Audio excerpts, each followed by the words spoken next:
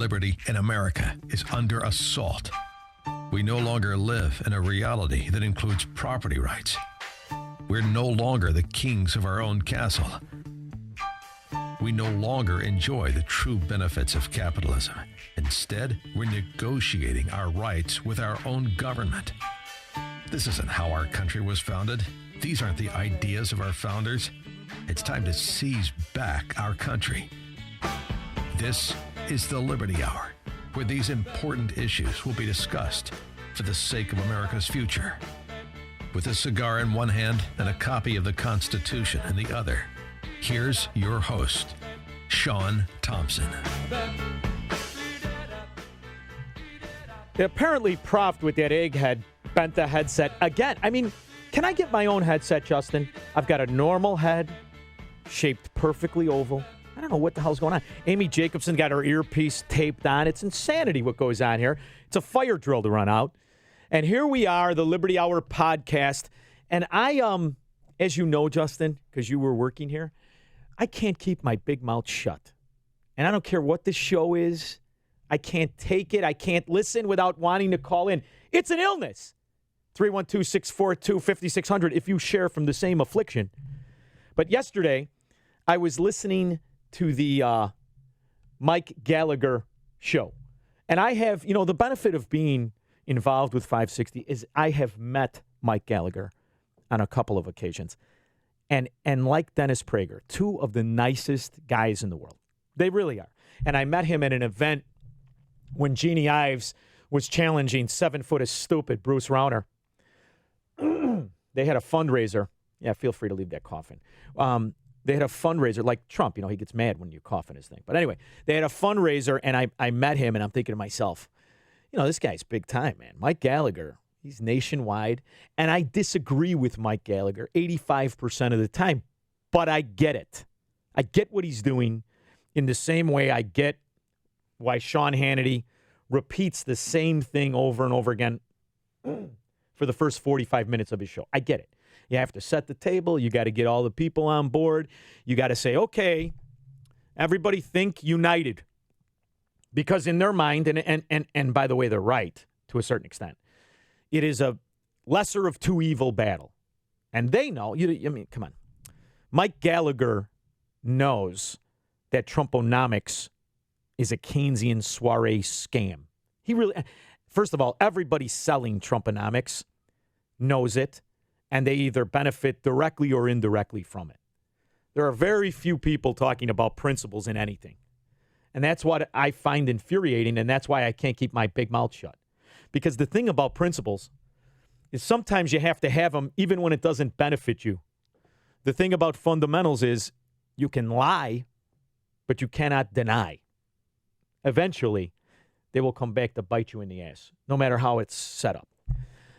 So I always laugh because when I went up to Mike Gallagher, I'm thinking to myself, how do you do this? Do you say, hey, Mike, I'm a big fan. When I am a big fan of the person, of not the information per se. How do you walk that thing? You say, Mike, listen. And the reality is, what he's doing is a tremendous service. You don't have to agree with what he's saying, but there are people out there that don't want the information. We call them the willful ignorant. And you know something? For those of us who have kids, a lot of us are like that. My kids are like that. They're willfully ignorant. They don't want to know what dad has to do to make the money. They just want the money, right? That is truly the flaw of man. It is the true antithesis of greed to me, which is when you covet someone else's money. Greed is not when you want to keep your own. So society has flip-flopped those definitions. So the reality is, we are in a country where most of society isn't arguing to keep their own property. They're arguing about how to spend and control other people's property. Really, that's my whole thing. So that I don't care if you want to call yourself a Republican or a Democrat, if your argument is, I know what's better for you than you're a tyrant. That has always been my philosophy, and I try to correct that even when it's said by people of the so-called Republican viewpoint. So I don't listen to a lot of cattle drive radio, which is what I call it, although I like the man. So I go up to him at Jeannie Ives' event, and I say, hey, Mike, I'm Sean, and at the time, Dan was there, and I think a couple people from the radio station, and one of the managers goes, yeah, Sean has a show. He's like, yeah, I know. I said, I was in a Twitter war with you. He goes, yeah, I kind of know. And I like your perspective. He said, I look from time to time, and I like your perspective. So I felt he was a very nice guy. So I don't call often, but and people go, do you have a special phone number? No, I call a regular number like everybody else. But yesterday in particular, he was discussing the line in the sand of, look, once again, we are forced into the lesser of two evils, and like them or hate them, it's time to get behind them as he launches his campaign in Florida, and Gallagher's going down there, and they're going to rah, shish, boom, ba, cheer against your own self-interest, and we're going to promote national populism for the next year and 4 months, which is going to drive me insane. And probably if you're listening to this podcast, it's going to drive you insane as well. So he was talking about it, and I was thinking back to Father's Day in my wife's family. And I was thinking back to the interviews of Buttigieg, this old communist dog, Bernie Sanders, or the bring your daughter to Congress dimwit, Ocasio-Cortez. And I'm thinking, how is the worker, that the actual guy, the union guy I disagree with, the guy who lies to himself that he's not a socialist and pretends he's a hard-working, the whole thing, the whole 9 yards, when the whole reality is, if he was what he said, he would be repulsed by the idea of a union, which guarantees pay and labor extortion forever. And everything a union touches, every industry that it touches, is doomed for failure and bankruptcy. But we have to play the game that the American socialist is somehow better than the foreign socialist. I get it. So I was listening to Gallagher, and I had to call. I'm assuming it's this one that says 2.36 minutes, but we'll find out. How good do you think Trump's chances are in 2020? Sean's going to weigh in. Hey, Sean, welcome to the Mike Gallagher Show. Michael, always appreciate you. Now, I'm the guy that disagrees with you. I'm going to argue with like your buddy this morning. We're going to reenact it just a tad. Because as I call you, I'm the rarest of all Americans. I'm the true minority. I am a John Locke fundamentalist. I am a capitalism purist. So I reject a lot of Trumponomics. You know that. You could tell. But in Chicago, Illinois, I'm even more scarce. So I married into a Union Democrat family, and I see their perspective. You understand? And I'm not talking about forklift drivers. I'm talking the higher echelon. Yeah. Here's what Trump did that was brilliant, and here's why you don't have to worry. He completely decimated the working Democrat, and he stole them. And the Democrats know this, and that's why they are in a tizzy. Remember the speech that Michael Moore, I played it all through the campaign last year. I'll probably bring it out of mothballs again this year. Remember the Michael Moore speech where he talked directly about working Democrats and hardworking blue-collar union members who were so fed up with the way they had been shafted and the way they had been treated by the system, and he promised to blow up the system and benefit them, and because of that, that's why he's going to win. Remember that speech? Of course I do. Now think about how they view things. Do you think they're going to look at this weekend at Bernie's Joe Biden, and they're going to say, yeah, I want him in charge? A guy who has never achieved anything, a liar.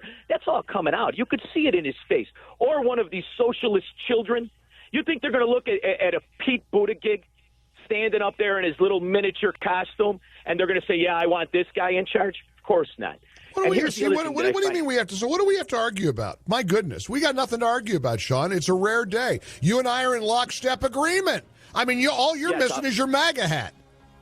Right, I'll call back and we'll go over Trumponomics, and I'll show you the Keynesianism in it later. But I want you to enjoy today. I got it. I know. Well, listen, I know you're all big about your economic opposition to the president's tax cuts. I know that 80% of Americans enjoyed tax cuts this past year, and the economy is roaring, the stock market is soaring, and all is right in the world. Hey. That's Sean in Chicagoland. He loves to get through. Hey, we don't mind. Put him through every time. AM 560, The Answer in Chicago. First of all, I'm never going to get used to the sound of my own voice. I can't stand it. It's hard to listen to yourself. But I wanted to keep that on because I wanted to keep it on towards the end. Because there's a couple of things that they have to hit. They're going to hit consistently. Because whether it's true or not, it's like the Democrats on one side. Whether it's true or not, just say it enough, and it's not a lie if you believe it, and it'll hit everybody's going to be great. But I do believe in the broader point I was saying. The working American, the self-deceiving socialist, is not, in my opinion, going to turn over the American presidency to a mini failure, fraud, like Pete Buttigieg. They are not going to turn it over to a 78-year-old buffoon walking gaff line like Joe Biden. Now, everyone is talking about the roar of Elizabeth Warren. That's just screams coming from her husband in the bedroom. That's not a roar of Elizabeth Warren. She's spewing the same garbage as the other 24 buffoons. The problem I have is that so is Trump. And that's the broader point, that if you listen to a lot of the specificity in their issue, there are mirror images of each other. That's the point of what I was saying. But I wanted to address specifically, and I'm going to get back to the lesser of two evils, and Gallagher and Hannity, they're right. These guys are right. I guess if you're going to hit the wall, hit it at 30, not 100 miles an hour, right? Isn't that the point we're arguing? See, I'm still like a dog with a bone. I don't want to give up the broader point of tax cuts for 80% of the people, right? This is going to be the tagline. This is why I wanted to play the Gallagher, him saying it. Tax cuts for 80% of the people. This is as deceptive as the Pritzker tax cuts for the middle class. It's the same deception, right? So they tweak the numbers. And the evidence of what I'm saying, and I don't want you to ever forget it, and keep it in mind anytime you hear this, is that revenue to the government is at all-time record levels, higher than any time in the history of the United States of America, bar none. And it is on pace to continue and double what it was when Bush was It was the president. So in other words, the government will make double very soon what it made when before 9/11. And most of us remember that. And it's amazing. You say, well, how could that possibly be if said rates are tinkered with, right? So your income will go here and your corporate tax will go here and yada, yada, yada. The devastation of bad economic policy and the devastation of hidden taxes cripples the working man far greater than the tweaking of income rates help him. So it's not difficult to think about, hey, I gave a tax cut to 80% of the Americans, but those 80% are the ones who need the lowest prices on goods more than anybody. A rich man doesn't give a shit what something costs. He doesn't care what a gallon of gas is more than an inconvenience that he can throw at his children when arguing. A rich man isn't affected by penalties of choice because his choice is unlimited. So the very people that are bastardized are the people who cheer for it. The people whose wealth is destroyed are the people who are sometimes cheering for the policies that hurt them. That's my problem with Republicans. And in order for us to get back to a time when you could have the creation of wealth, this is a very important thing. And we pick our socialist topic to argue about. And it happens because what we're arguing about is 10 times worse. There's no question about it. I get a lot of this when I criticize Republicans and Trump. What are you, a liberal? Well, I mean, that's a whole other word. But what are you, a Democrat? No. Democrats aren't Democrats. Republicans are. These policies that Gallagher is stoking and Hannity regurgitates and Trump implements, these are Democrat policies. And what has happened to the Democrats? Well, they're really hardcore communists. Do you think that's why he's a billionaire? Because he pays his workers starvation wages? And I think it's certainly a part of the equation when you have a very large workforce and you underpay every single person. And then you also participate in taking billions of dollars of government subsidies. I think that could be part of it. So one demonizes people and success in its form. The other demonizes freedom and choice. These are where we're at in America, right? So let's take on the dumbest side of first, and that is Ocasio-Cortez and Bernie Sanders. Ocasio-Cortez has decided shrewdly to specifically demonize individuals who, even in a very complex Rube Goldberg tax system and operating system for business, have managed to succeed in it because they're easy to hate, because it taps into the jealous, covetous of society. So she goes after specific billionaires in the same fashion Bernie Sanders does, in the same fashion Occupy Wall Street did, which is a shame because they were right on principle, wrong on direction. She goes after the specific billionaires because everybody hates them, right, in some form, way or another. I don't. I think it's amazing. I recognize that it is only in a system that's been implemented for 250 years, capitalism. That's it. That's all it's been implemented. That's what built America, because it doesn't steal. It is not a zero-sum game. This is what the con men want you to believe. And those con men come as Republicans, too, where they want you to believe it's zero-sum. They're stealing our money. They're eating our lunch. Billionaires are taking from the poor. They're corrupting. They're underpaying workers. Do you understand the parallels in these views?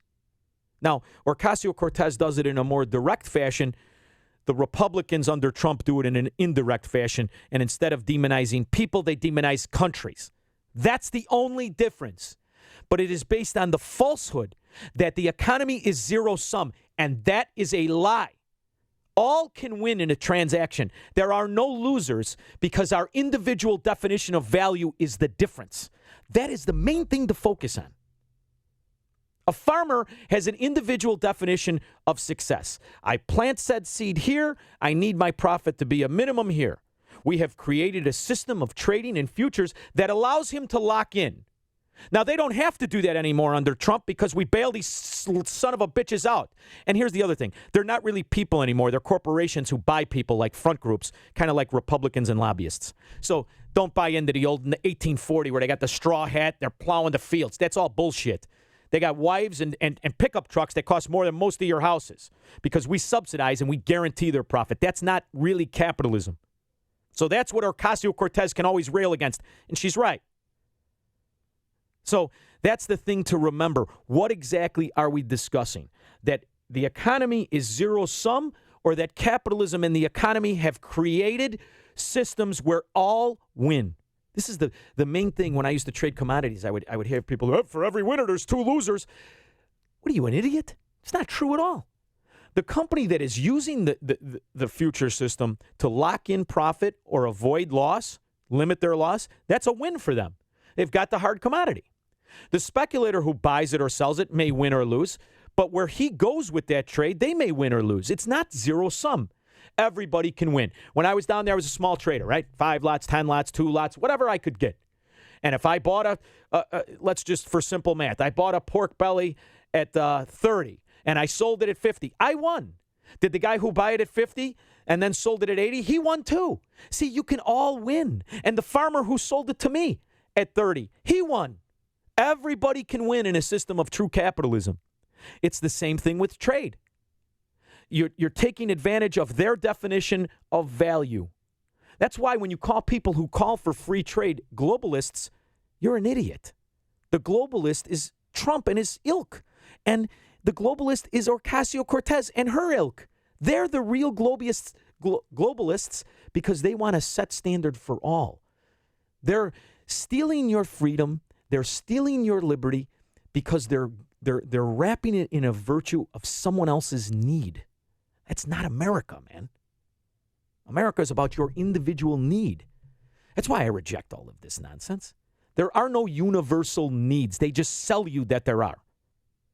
And it solves every single issue we face today, whether it's the falsehood of Social Security, the falsehood of public schools, the falsehood of minimum wage. This is all poppycock. And what it does is it destroys the America that has built up from nothing. None of these rules. In fact, socialism, I always say socialism is very expensive, but the socialism they implement is what bankrupts the people. And in every bastion of socialism, you can see the troubles. whether it's Chicago, Los Angeles, New York, New Jersey, Connecticut, whatever the case may be. It is the systems that they're implementing that are destroying it. The answer to it is not more of it, and that's what Gallagher sells. And he points to manipulated things. 80% of tax cuts. That's bullshit.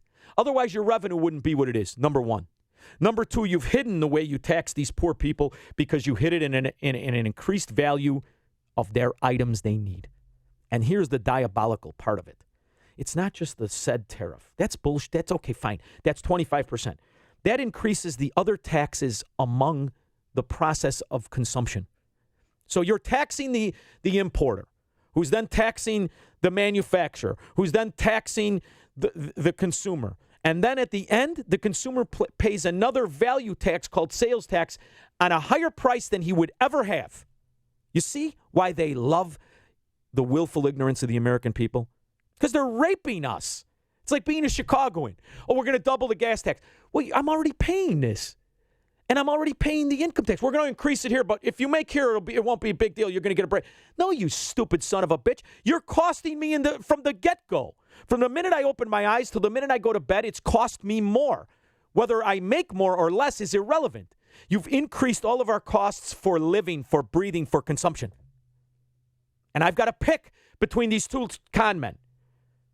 And every once in a while, it'll show you that there is no good guy in the fight. And this is why I picked up this mantle and I saw the people argue because they didn't like Jon Stewart, right? But if you listen to what Jon Stewart was saying, he was arguing against the political manipulation of laws, taxes, bills, and spending. That they have built on this parliamentary procedure to not just deceive you, whether you pay taxes of consumption or income or whatever the case may be, but to deceive you even when they pass their socialist BS, even when it passes, they hide the way that they lied to you about the way they could spend it. So I have Jon Stewart clips here, and I want to play him and then the retort by old lady face Mitch McConnell, that walking embarrassment, who has not only enriched himself, but his wife and her Chinese family back in China. It is diabolical. It is the same corruption that we argue against Joe Biden and his moron son. Let's see if I got the right clip here, kid. No, Mitch McConnell, I am not bent out of shape. That's the wrong clip. It's the wrong clip. Sorry. But I'm not bent out of shape. Oh, I guess we got it all. So you all know the Jon Stewart clip where he went and argued, in my opinion, very articulately about something that was passed to the first responders immediately after September 11th, is that the government said, look, obviously you guys can't all be dying from the same cancer as a coincidence. Obviously, the fact that you ran in and you tried to help the people and you were involved in this rescue attempt after the attacks at September 11th, you have gotten sick because of that, because of the dust, because of everything that happened towards that. So we as a country are going to stand behind you. We're going to pay your bills. Now, Mitch McConnell, scumbag that he is, since this happened, has been tweaking that, attaching that spending to other things he needed for his lobbyist payoff pimps so that he could hoard the political power he has seized. As one senator, one from Kentucky, controls all the spending for what has happened to the 9/11 responders. That in itself infuriates me. So let's hear it from this scumbag himself. Last week or two ago, we passed a supplemental for the floods, storms, damages we had in Puerto Rico and Florida, Alabama, Georgia, Iowa, Nebraska. In the Senate, we wanted to add to it roughly $5 billion the president's requested to deal not with the wall, but just the humanitarian part of the crisis. Now, do you see what they do? You passed the one idea, right? We're going to do this, but we're going to tie it to this. Why? And why do the American people tolerate this? Hey, stupid. One thing at a time. One thing at a time. I don't send my wife to the grocery store and she says, I'm going to go buy steaks and comes back with Jimmy Choo shoes. No, it doesn't work like that. Well, I had to buy the Jimmy Choo shoes. They were in the way of the steak. Well, you're a liar and he's a liar. You see the problem? Border. The Democrats insisted on stripping it out. So I'm going to bring it up freestanding. Why'd you tie it in, next week, stupid? And see if they really aren't interested in dealing with this massive humanity that we have to take care of at the border. What's the objection? This is not about the wall, but about the humanitarian crisis. Actually, I think it's safe to say the president's getting more cooperation out of Mexico than he is out of congressional Democrats. Man, are we being played here? This is that was the border stuff. I wanted his retort to, or his response to Jon Stewart. Let me see. Well, many things that Congress have at the last minute. We have never failed to address this issue, and we will address it again. I don't know why he's all been out of shape, but we will take care of the 9/11 Victims Compensation Fund. I think he was shocked that when he was appearing before that committee, I believe it was in the House, so few members showed up that day. Well, that frequently happens because members have a lot of things going on at the same time. And it sounds to me like he's looking for some way to take offense. There's no way we won't address this problem appropriately. We have in the past and we will again in the future. It will be fully funded. Yeah. Hey, scumbag. Scumbag. It's 2019. It's 18 years ago. Past 18 years ago. You've been playing hide and go seek with it since then because you want to tie it to your farm bill to pay your Kentucky farmers that are greasing the wheels back home where your name appears on every other building. Scumbag. But you're the good guy, though, right? This is the Republican leader of the Senate. This is the guy that's going to stop the impeachment process. I mean, how stupid do you have to be to want this son of a bitch in there? And by the way, you know something, Mitch? At the end of the day, when it comes out about you and the wife, how it already has, and it just for some reason doesn't catch steam, whenever it is in the future, you better put a urinal cake on your tombstone because it's obvious what a scumbag you are to everybody. Obvious. And you made my tour. I told you about my tour, kid, right? Ever tell you about this? I got a little problem. Oh, might as well confess it here on the podcast. If I don't like somebody and they pass away before me, I have a propensity to visit them in everlasting rest and peace. And I make sure they get watered down a little bit, a little sprinkler system. It's my way of saying, winner. So that's what we're going to all do. And now I've got a bunch of politicians on the tour. In fact, when I drive to Florida, I could barely get there. I stop off in every state. Got to drink a lot of coffee. That's the problem, is that none of this comes out until after they're gone. This lowlife scumbag was elected in the 80s when Fuzzy Zeller wore a size 32 when he played the Open. That's how long this guy's been in. Zanzibelts with the pockets up in front. They were, look at those new pants. That's when Mitch McConnell was elected. In fact, he was elected when you could walk around with that pixie old lady hairdo and still be considered a man. And you're worried about Pete Buttigieg? We got our own fruitcakes in there. That's the problem. Tying, deceiving, lying scumbag that he is. And here's the other thing, Jon Stewart. You don't have to like Jon Stewart. I don't like Jon Stewart. He's wrong on 90% of the issues. Do we have the character to say when he's right? I'm not a socialist guy. I don't believe in socialism. This is not socialism. This is a unique issue that guys who were in an attack on behalf of, that when America was attacked, they ran in there, they rescued, they lost half of their guys. You said you'd pay their bills. Now you're trying to negotiate with them for 30%. Why can't we negotiate with the pension recipients from the street department in Chicago? Why? No, we can't touch them. Got to give them. We then cuts it to 100%. We made them a promise. What about this? And this is the Republican doing it. See, to me, and I will say this to the end, I expect the socialist communist scumbag to attack me. I don't expect the guy who says he's a Republican to do it.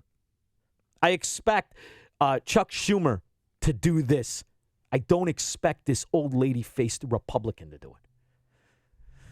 So I'm in a rare position where I spot the fallacies and the lies. Can't you? And that's the only way we're going to change this. That's the only way we're going to change this. You can never change the opponent because they're 180 degrees in principle, in philosophy, and fundamentals. You can only change your side. The idea that this man has won for 40 years is double as upsetting as a little Dick Durbin in Chicago. Little Dick Durbin is always going to win. He'll be the senator until he doesn't want to be anymore. Because the system that put him there is a system built, inhabited of covetous Soviet socialists lying to themselves. That's what Illinois is, that's what Chicago is, and that's who the politicians are. Because they truly do represent the people. My problem is if we're going to fight this back and we're really going to pick the lesser of two evils, pick for the side of righteousness and principle and freedom. That is what we need to pick on. The idea that our alternative to Chuck Schumer and Dick Durbin is Mitch McConnell makes me want to take another shower, and I just got out of it. They have a thing that they like to do, and it is that they're always selling someone else's need as a moral claim against somebody else's property or life. That's the real basis of socialism. My property, my life cannot be leveraged away from me because someone else has a greater need to it. That's slavery. It is the same when it is sold by the Republican or the Democrat. To me, the lines are so blurred that Elizabeth Warren's economic policy sounds like Donald Trump's by Tucker Carlson's definition. That Bernie Sanders' foreign trade policy is the exact same as Donald Trump's. That Ocasio-Cortez's Medicare for All sounds a hell of a lot like the replacement that the Republicans keep talking about, repeal and replace. That government spending is never addressed. It's like in Illinois. That's why we have a prime perspective of it. The spending is never touched because it is deemed virtuous. It is deemed a necessity. And I'm telling you, it is because we've collaborated with the cancer that metastasizes beyond the stage 4, and that is socialism. And that's how you see, as Republicans, people who fought in World War II, Korea, Vietnam, they still use the word entitled to. I'm entitled to it. So to me, you're going to have a system where the country is going to split up. I truly believe that there will be another move of secession either in the next 2 to 4 years or absolutely unequivocally if Donald Trump loses 2020. That's what I think. Because ultimately, the recognizing of the states that pretend to be the most virtuous and the most serving of the most needy, those are the states to avoid. Those are the states to move out of.